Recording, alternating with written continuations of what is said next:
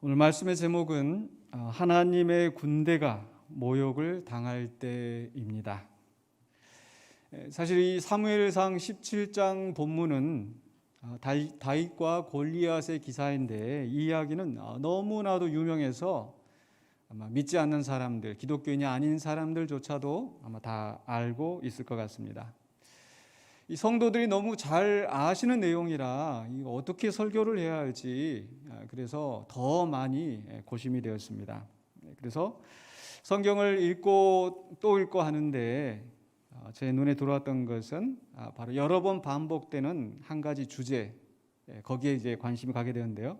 그것은 바로 하나님의 군대가 모욕을 당한다는 것으로, 이 주제는 사무엘상 17장에서 5번 반복이 되고 있었습니다. 17장 10절에서 내가 오늘 이스라엘의 군대를 모욕하였으니, 25절에 참으로 이스라엘을 모욕하러 왔도다, 26절에 살아계시는 하나님의 군대를 모욕하겠느냐, 36절에 하나님의 군대를 모욕한 이 할례받지 않은, 45절에 내가 모욕하는 이스라엘 군대 하나님의 이름으로. 이렇게 5번 반복되는 이 말씀이 상당히 의미 있게 다가왔기 때문에 오늘 하나님의 군대가 모욕을 당하였을 때라는 제목으로 함께 은혜를 나누고자 합니다.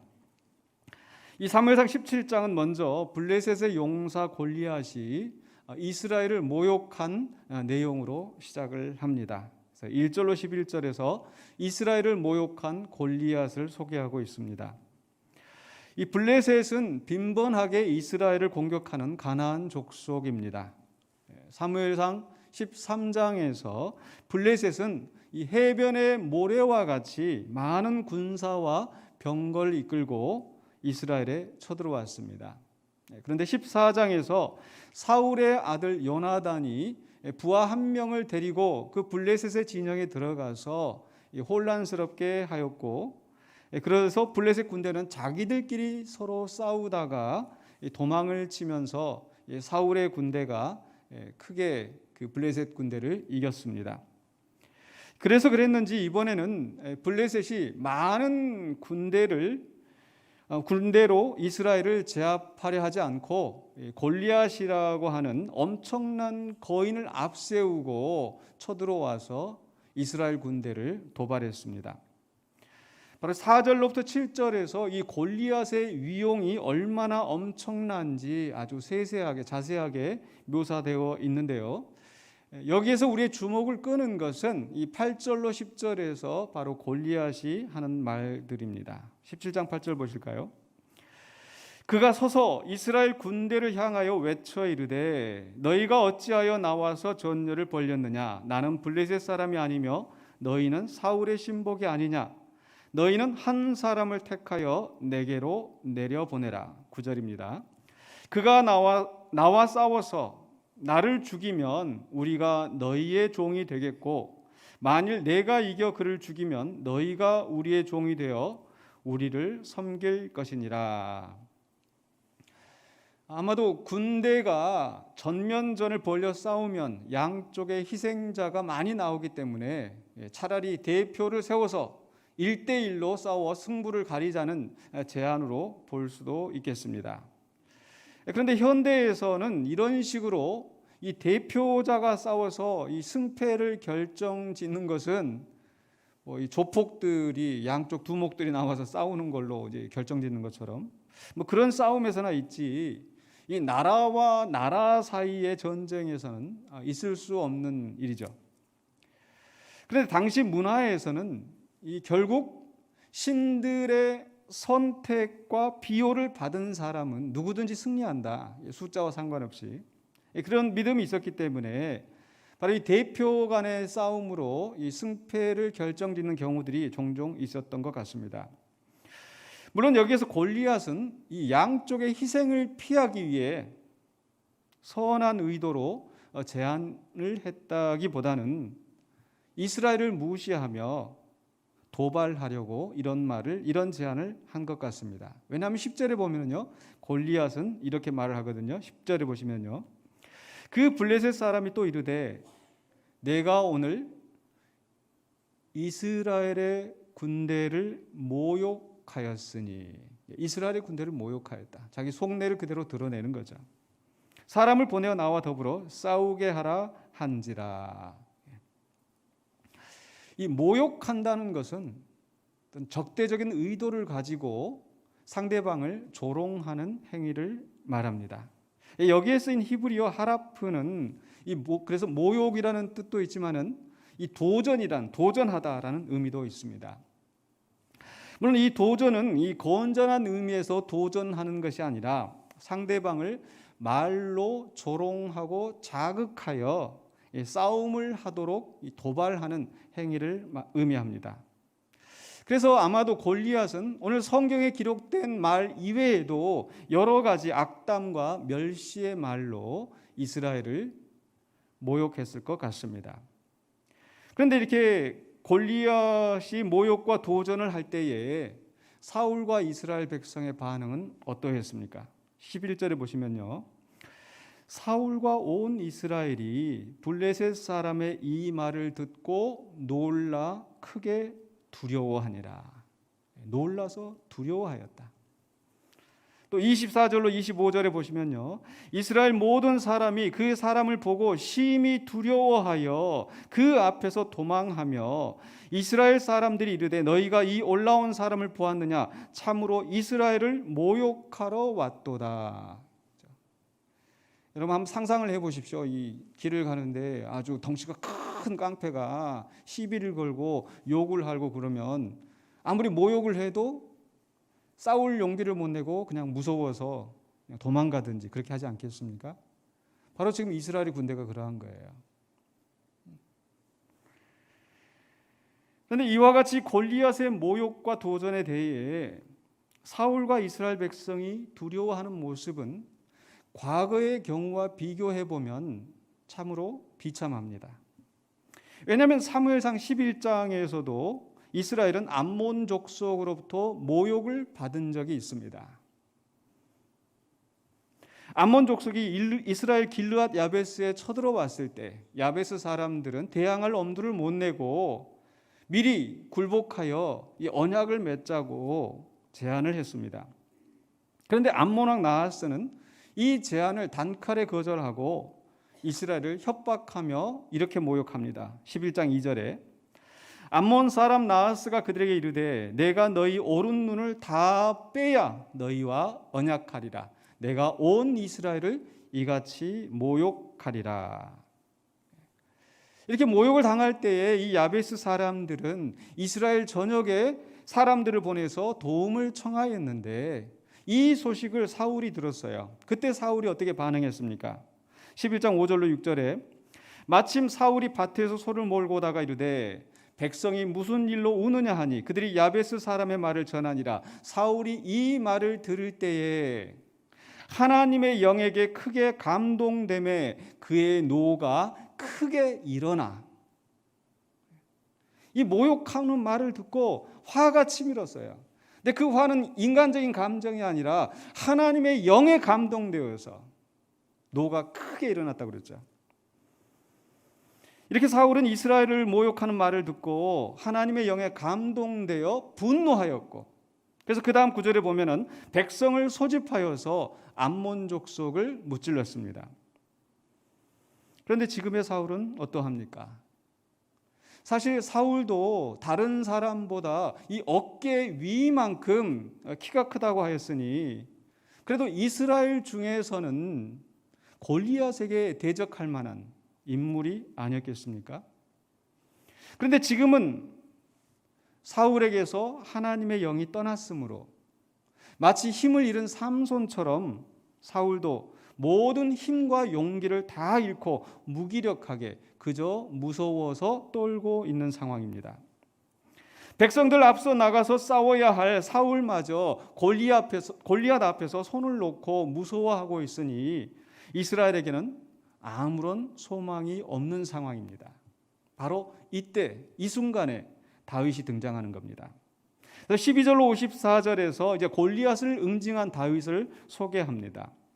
이스라엘 군대를 모욕하는 골리앗 앞에서 사울과 온 이스라엘이 무서워서 떨고 있을 때에 오직 어린 소년 다윗만이 골리앗에 대항하여 싸울 용기를 내고 그리고 이깁니다.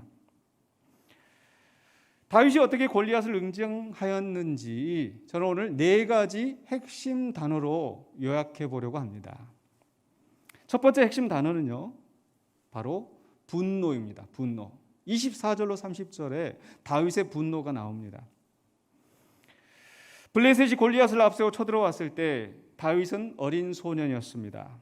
그래서 장성한 형들은 전쟁터에 나갔지만 다윗은 아버지 이새의 양을 치고 있었습니다. 그러다가 이새가 전쟁에 나간 아들들의 안부를 묻기 위해 다윗을 전쟁터에 심부름을 보냈습니다. 그렇게 해서 전쟁터에 심부름 간 다윗이 이스라엘 군대를 모욕하는 골리앗의 말을 들은 겁니다. 그 말을 듣고 다윗이 어떻게 반응을 했는지 17장 26절에 다윗이 곁에 서 있는 사람들에게 말하여 이르되 이 블레셋 사람을 죽여 이스라엘의 치욕을 제거하는 사람에게는 어떠한 대우를 하겠느냐. 이 할례 받지 않은 블레셋 사람이 누구이기에 살아계시는 하나님의 군대를 모욕하겠느냐. 할례 받지 않은 블레셋 사람, 이 이방인이 감히 어떻게 하나님의 군대를 이렇게 모욕하는가. 36절에도 보면 비슷한 말이 나오는데요. 주의 종이 사자와 곰도 쳤은즉 살아계시는 하나님의 군대를 모욕한 이 할례 받지 않은 블레셋 사람이니까 그가 그 짐승의 하나와 같이 되리이다. 다윗의 이 말들에서 어떤 감정이 느껴지십니까? 이 할례 받지 못한 블레셋 사람 죽여야, 이 죽일 놈. 바로 분노의 감정이죠. 다윗은 할례 받지 않은, 즉 이방인이 감히 어떻게 하나님의 택하심을 입은 이스라엘 백성을 모욕하는 것인지 분노를 느끼고 있는 거예요. 이스라엘 백성은 가나안 땅에 하나님의 나라를 건설하도록 하나님이 보내신, 하나님이 택하신 군대입니다. 그렇기 때문에 그 군대를 모욕하는 것은 곧 그 보내신 하나님을 멸시하고 모욕하는 것입니다. 그래서 다윗은 이 골리앗의 말에, 하나님의 군대를 모욕하는 이 골리앗의 말에 분노하고 있는 겁니다. 이와 같은 분노는 하나님의 성전에서 착취와 더러운 이익을 일삼고 성전을 강도의 소굴로 만들어버린 장사꾼들을 몰아내시는 바로 그 예수님의 분노와 같이 의로운 분노입니다. 우리는 이와 같이 악한 죄 앞에서 의로운 분노를 품어야 합니다. 하나님의 거룩한 백성인 성도들을 자기와 뜻이 다르다는 이유로 사탄의 세력으로 매도하고 신천지다, 교주를 따르는 이단 집단이다, 이렇게 함부로 모욕하고 비방을 일삼으면서 성도를 이간질시키는 악한 자들에 대해서 우리는 의로운 분노를 품지 않을 수 없습니다. 첫 번째 핵심 단어는 분노였었고요. 두 번째 핵심 단어는 위로입니다. 위로. 31절로 32절에 위로의 말씀이 나오는데요. 32절입니다. 다윗이 사울에게 말하되 그로 말미암아 사람이 낙담하지 말 것이라 주의 종이 가서 저 블레셋 사람과 싸우리이다 하니. 지금 사울은 이스라엘의 왕으로서 하나님의 백성을 모욕하는 골리앗에 대항하여서 다윗이 느꼈던 그 분노를 사울이 바로 느끼고 나가서 싸워야 하는데 그저 지금 무서워 떨고만 있는 거죠. 이때 다윗은 골리앗에 대해서는 크게 분노했지만 사울이나 이스라엘 백성이 무기력하게 있다고 해서 무서워 떨고 있다고 해서 그들을 정죄하거나 비난하거나 그들에 대해서 분노하지 않았습니다. 오히려 낙담하지 말라고 위로하면서 내가 나가서 싸우겠나라고 자원하고 있는 거죠. 사람들은 뭔가 의로운 일을 한다고 하면서 거기에 자기처럼 동조하지 않거나 또 소극적인 태도를 보인 사람들에 대해서 쉽게 정죄하고 따돌리며 괴롭히는 경향이 있습니다. 노조나 학생들이 데모할 때 그런 경향이 나타나는데 자칫 교회 안에서도 그런 경향이 나타날 수 있는 것 같습니다. 그러나 신앙 공동체라면 신앙 공동체의 원리가 무엇입니까? 힘이 있는 자가 약한 자를 돌보며 나아가야 되는 것. 바로 이 신앙의 원리가 우리가 의로운 일을 행한다고 할 때도 나타나야 하는 거죠. 왜냐하면 누구나 다 같은 힘으로 어려운 상황을 버틸 수가 없습니다. 각자의 사정과 처지가 있고 각자의 마음에 견딜 수 있는 한계가 있고 우리 예수님은 상한 갈대도 꺾지 아니하시고 꺼져가는 등불도 함부로 끄지 않으신 분이라는 것을 잊지 말아야 합니다. 우리가 약하기 때문에 상한 갈대처럼 꺼져가는 등불처럼 약한 존재들이기 때문에 예수님은 우리의 모든 약함을 대신 지시고 십자가에서 희생을 치르시고 우리에게 영원한 생명을 주셨습니다. 우리는 이런 사랑과 긍휼을 힘입어 구원을 받은 자이기 때문에 다른 사람들의 사정을 모르고 함부로 판단하거나 강요하지 말고 각자의 역량을 따라 내가 나가서 싸우겠다. 걱정하지 마. 이렇게 약한 자들을 위로하고 격려하면서 함께 세워져 나가는 공동체가 되어야 될 줄로 믿습니다. 세 번째 핵심 단어는요. 확신입니다. 확신. 33절로 40절에서 어린 다윗이 골리앗과 싸우겠다고 나설 때에 사울이 다윗을 만류합니다. 33절입니다.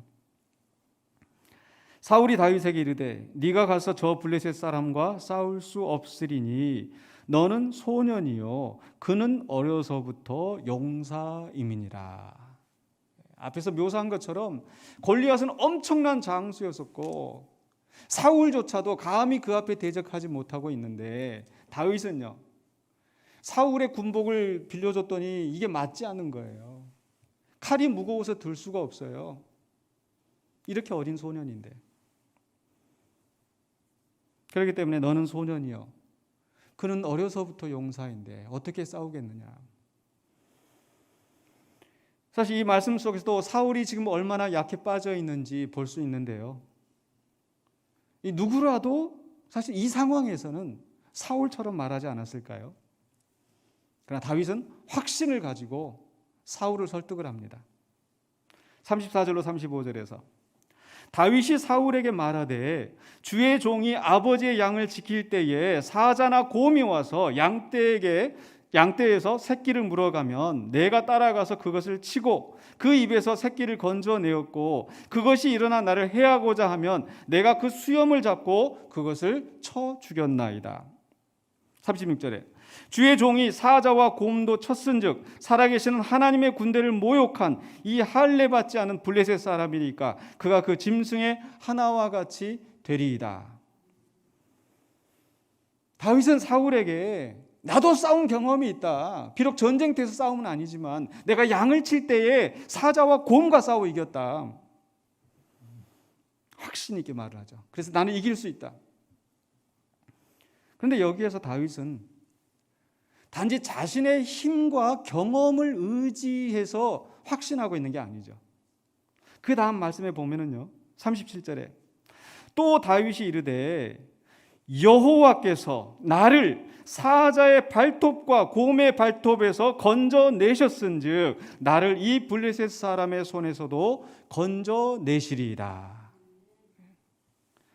자신이 능력이 있어서 사자와 곰을 이긴 것이 아니라 바로 하나님이 그를 보호하시고 건져내셨기 때문에 이길 수 있었다고 고백하고 있는 겁니다. 다윗의 확신의 근거는 오직 전능하신 하나님뿐이었습니다. 그래서 사울이 다윗을 위해서 자신의 갑옷과 투구와 칼을 다 내어줄 때도 다윗은 다 마다하고 오직 막대기와 물맷돌 5을 가지고 나가는 겁니다. 왜? 하나님에 대한, 하나님의 구원에 대한, 하나님이 승리를 주실 것에 대한 분명한 확신이 있었기 때문에. 네 번째 핵심 단어는요, 대적입니다. 드디어 41절로 54절에서 골리앗을 대적하는 다윗이 나옵니다. 다윗은 하나님의 군대를 모욕한 골리앗에 대해 분노하고 골리앗을 두려워하는 사울과 백성을 위로하며 승리와 구원의 확신을 가지고 골리앗을 대적하러 나가는 겁니다. 그 다음에 이야기는 잘 아시는 대로 다윗은 물맷돌을 골리앗의 이마에 맞춰 쓰러뜨리고 쓰러진 골리앗에게 가서 그 골리앗의 칼로 그 목을 베어 죽였습니다. 그래서 블레셋 사람들이 도망가고 이스라엘이 추격하여서 블레셋 사람들을 그 블레셋 땅으로 쫓아낸 겁니다. 이 싸움의 결과에 대해서는 다들 너무나 잘 아실 것이기 때문에 더 이상 말할 것이 없고, 그 대신 이 골리앗을 대적하는 다윗의 마음가짐에 대해서 조금 더 깊이 살펴보는 것이 좋겠습니다.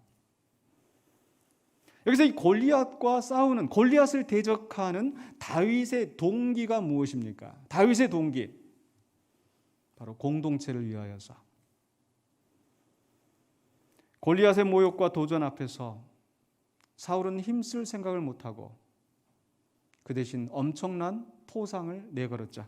25절에 이스라엘 사람들이 이르되 너희가 이 올라온 사람을 보았느냐? 참으로 이스라엘을 모욕하러 왔도다. 그를 죽이는 사람은 왕이 많은 재물로 부하게 하고 그의 딸을 그에게 주고 그 아버지 집을 이스라엘 중에서 세금을 면제하게 하시리라. 재물 주지, 왕 사위되지, 부귀와 명예, 게다가 모든 세금과 부역을, 그 가족 전체를 다 이렇게 면제시켜 준다니.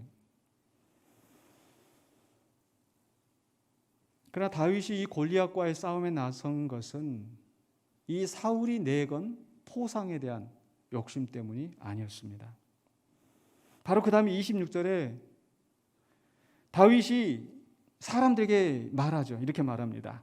이 블레셋 사람을 죽여 이스라엘의 치욕을 제거하려는 사람에게는 어떠한 대우를 하겠느냐? 이 할례 받지 않은 블레셋 사람이 누구이기에 살아계신 하나님의 군대를 모욕하겠느냐? 어떠한 대우를 하겠느냐? 바로 앞에서 지금 25절에서 이야기했잖아요. 근데 다윗은 지금 그것을 묻고 있는 게 아니에요. 다윗이 하는 말, 바로 골리앗을 대적하는 동기가 무엇이라고요? 바로 이스라엘의 치욕을 제거하기 위해서. 다윗은 이 말을 사실 질문 형식으로 말하고 있는데 바로 앞에 25절에서 이스라엘 사람이 이미 그 보상과 대우에 대해서 설명한 다음에 하는 것이므로 다윗이 지금 이 보상이 뭐냐라고 묻는 게 아니에요. 즉 이스라엘의 치욕을 제거해야 하는 것이 당연한데 거기에 무슨 보상이나 대우를 바라겠느냐, 이런 뜻이죠. 다윗은 공동체를 위하여서, 치욕당하는 바로 하나님의 군대를 위하여서 이 싸움에 나서는 겁니다. 두 번째로 다윗은 이 골리앗과 싸울 때 어떤 방법으로 도대체 무엇을 믿고 나간 것인지, 바로 그 방법은 하나님의 이름으로 나가는 거예요. 하나님의 이름으로. 골리앗은 몸집도 컸지만 이 갑옷과 투구로 온 몸을 보호하고 큰 창을 어깨에 메고 게다가 방패를 든 사람을 앞세워서 아주 철저하게 중무장을 하고 나온 거예요. 하지만 다윗에게는 그 맞는 갑옷과 투구도 없어서 다 내려놓고 그저 막대기와 물맷돌만 가지고 나온 거죠. 그러나 이런 다윗에게는 세상의 그 어떤 것보다 강력한 무기가 있는데 그것은 바로 하나님의 이름입니다. 45절에 그래서 다윗은 이렇게 이야기합니다. 다윗이 블레셋 사람에게 이르되 너는 칼과 창과 단창으로 내게 나아오거니와 나는 만군의 여호와의 이름 곧 네가 모욕하는 이스라엘 군대 하나님의 이름으로 내게 나아가노라. 다윗이 하나님의 이름으로 나간다는 것은 하나님 이름으로 나간다는 것. 바로 하나님의 대리자의 자격으로 골리앗을 대적한다는 의미입니다. 대리자라는 것은 바로 자신의 뜻을 관철하는 사람이 아닙니다. 자신을 보낸 바로 그 하나님을 위해서, 자신의 뜻을 이루기 위해서 하나님을 이용하는 것이 아니라 자신이 바로 하나님의 뜻을 이루기 위한 도구가 되어서 그 하나님의 도구로 사용되어지는 것을 의미합니다. 또한 하나님의 대리자이기 때문에 자신의 힘과 권위로 일을 이루는 것이 아니라 오직 하나님의 권위와 능력에 의지하여 사역한다는 의미가 포함되어 있습니다. 그래서 다윗은 하나님의 이름으로 하나님의 대리자로서 골리앗을 대적하고 있습니다. 세 번째로요, 다윗이 골리앗을 대적하는 그 목적이 무엇입니까? 하나님의 영광을 위하여. 바로 다윗은 골리앗을 대적하여 이김으로써 이 두 가지 사실을 증명하고자 했습니다. 먼저 46절에 보시면요, 오늘 여호와께서 너를 내 손에 넘기시리니 내가 너를 쳐서 네 목을 베고 블레셋 군대의 시체를 오늘 공중에 세워 땅에 들짐승에게 주어. 같이 한번 읽어볼까요? 온 땅으로 이스라엘에 하나님이 계신 줄 알게 하겠고. 온 땅으로 하나님이 이스라엘이 계신 것을 알게 하겠다. 이 첫 번째 다윗이 골리앗을 대적하는 목적은 온 땅, 곧 이스라엘 밖의 모든 이방 나라들로 하여금 이스라엘 가운데 계시는 하나님을 알게 하겠다, 인정하게 하겠다. 즉 우리가 찬송 가운데 고백하는 것처럼 물이 바다를 덮은 것처럼 여호와를 인정하는 지식이 온 세상에 가득하게 되도록 하겠다는 그 마음을 표현하는 거죠. 두 번째로 다윗의 목적은 무엇인가요? 이스라엘, 곧 하나님의 군대를 위한 것입니다. 이방 나라뿐만 아니라 이 이스라엘 백성을 위하여서. 47절이죠. 또 여호와의 구원하심이 칼과 창에 있지 아니함을 이 무리에게 알게 하리라. 전쟁은 여호와께 속한 것인즉 그가 너희를 우리 손에 넘기시리라. 골리앗의 모욕과 도전을 받을 때 이스라엘은 그 골리앗의 압도적인 몸과 그 무기 때문에 두려워 떨고 있었다고 그랬죠. 그러나 소년 다윗은 무기도 없이 오직 하나님의 이름으로 골리앗을 대적하여 싸워 이김으로써 하나님의 구원은 결코 외적인 조건에 구애받지 않는다는 것을 온 이스라엘 백성으로 하여금 알게 하여서 이후로는 그들이 정말 진실하게 하나님을 믿고 의지하게 하겠다는 그런 바람이 있었던 겁니다. 이와 같이 다윗은 온 세상으로 하나님을 인정하게 하고 또 하나님의 언약 백성으로 하여금 하나님에 대한 굳은 믿음을 갖게 하려고 골리앗을 대적하였습니다. 그래서 한마디로 이야기하면 하나님의 영광을 위하여 싸운 것입니다. 오늘 우리 안에서 이런 싸움이 있기를 원합니다. 나를 위한 싸움이 아니라, 내 욕심을 이루기 위한 싸움이 아니라 하나님의 영광을 위하여서, 하나님의 나라를 위하여서 이 싸움을 싸워야 될 줄로 믿습니다. 이제 말씀을 맺으려고 합니다. 이스라엘은 하나님의 소유된 거룩한 백성으로서 죄악이 가득한 가나안 땅에 하나님의 나라를 건설하는 하나님의 군대입니다. 그런데 블레셋의 거인 용사 골리앗이 감히 하나님의 군대를 모욕하고 도전함으로 이에 다윗은 분노하여 골리앗과 용감히 싸워서 그 골리앗을 응징하고 하나님의 군대를 승리로 이끌었습니다. 바로 이와 같은 다윗의 모습은 우리 주 예수 그리스도를, 우리의 대장 되시는 예수 그리스도를 예표합니다. 왜냐하면 우리 인간이 사탄 마귀의 유혹에 빠져서 죄와 사망의 권세에 짓눌려 죽을 수밖에 없을 때 예수님이 십자가에서 그 사망의 권세를, 죄의 권세를 이기시고 우리를 구원하셨기 때문입니다. 그것을 히브리서 2장 14절로 15절에 이렇게 기록하고 있습니다. 자녀들은 혈과 육에 속하였음에 그도 또한 같은 모양으로 혈과 육을 함께 지니심은 죽음을 통하여 죽음의 세력을 잡은 자 곧 마귀를 멸하시며 또 죽기를 무서워함으로 한평생 매여 종로로 타는 모든 자들을 놓아주려 하심이니. 또 골로새서 2장 14절로 15절에 우리를 거스르고 불리하게 하는 법조문으로 쓴 증서를 지우시고 제하여 버리사 십자가에 못 박으시고 우리를 정죄하고 우리를 비방하는 모든 법조문들을 십자가에서 제하여 버리시고 통치자들과 권세들을 무력화하여 드러내어 구경거리로 삼으시고 십자가로 그들을 이기셨느니라.